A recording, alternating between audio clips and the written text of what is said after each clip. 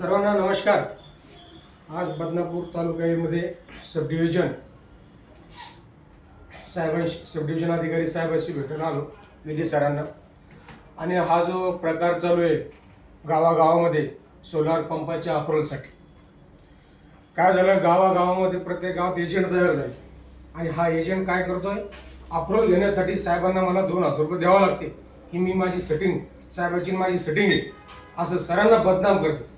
खरंच पाहिलं तर सरांचं काम खूप छान आहे आणि सरांशी मी आता चर्चा केली तर सरांनी मला खास त्याचे उत्तर दिले, अरे की बाबा मी 1000 तर काय 1 रुपया घेऊ शकत नाही। आणि सरकारची ही संकल्पना आहे, ही कामाची ही सरकारची संकल्पना आहे का प्रत्येक शेतकऱ्याला लाईट मिळाली पाहिजे। त्या लाईटीच्या आतापर्यंत रात्र जे काम करत होता आणि त्यांना रात्रीचा जो त्रास व्हायचा, हा त्रास मुक्त करण्यासाठी आमच्या पुऱ्या सरकारची संकल्पना आहे। आणि एक अधिकारी म्हणून मी कोणत्याही शेतकऱ्याशी लाच मी 1 रुपया घेत नाही, परंतु काही गावगुंड जर करीत असेल, ते एजंट जर करीत असेल, त्यांना तुम्ही तिथंच ताकीद द्या आणि कोणी असेल तर मला तुम्ही तिचं नाव सांगा, आम्ही त्याच्यावर कारवाई करू असं मी सरांशी बोलताना बोलू। सर आपले एक शब्द बोलतील। माझी फक्त एकच विनंती आहे की जर कोणी पैशाची मागणी करत असेल, ठीक आहे, तर हे तर महावितरण ऑफिस आहे, मी काय पोलीस नाही कारवाई करायला किंवा चौकशी करायला त्याची, किंवा कोण मागतंय ते मी ओळखत नाही त्याला।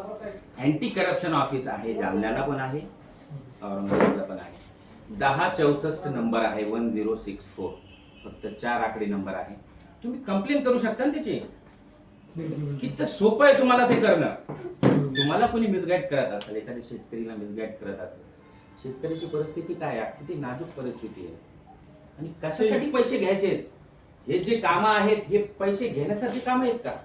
आणि ऑफिसमध्ये कोणताच पैशाचा व्यवहार होत नाही। त्याच्यामुळे कोणी काही बोलत असेल त्याची कंप्लेंट करा, मला करू नका। एसीबी ऑफिस आहे, त्यांना पावर्स आहेत ते याच्या आधी, ठीक आहे।